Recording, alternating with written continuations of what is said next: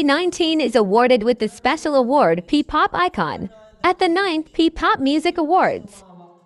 Opportunity before to perform abroad to represent the Philippines for another competition. At dun mas lumawak yung vision ko. Dun ko na-realize na sana balang araw maging katulad ng America, K-pop, J-pop, or alam niyo, just pop in general.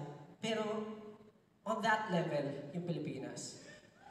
Yes! Woo! And kaya ako sinishare to because there were times na naalala kayo mga unang sampa namin sa mga interviews sa TV.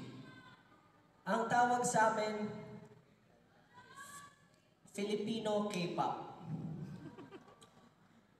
Ako, matigas ulo ko, sinasagot ko.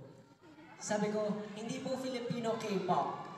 Nag-isip ako ng closest word na pwede nating i-relate sa Philippine pop. So I said, P-pop. P-pop po kami. And of course, ngayon, P-pop has grown so much. There was this, actually, my good friend, recently nagkwentuhan kami. Then sabi niya, na parang napagkwentuhan namin yung, alam niyo yung The Greatest Showman? And did you know the song, A Million Dreams? Kasi similar na ni Hugh Jackman, feel ko, ganun ako. Parang pag may nai-envision ako, baliw, masyadong mataas, ambitious.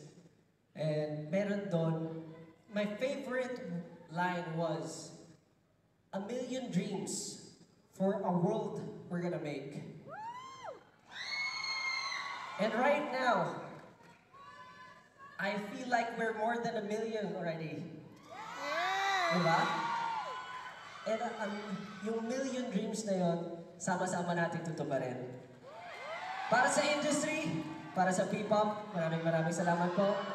Thank you so much.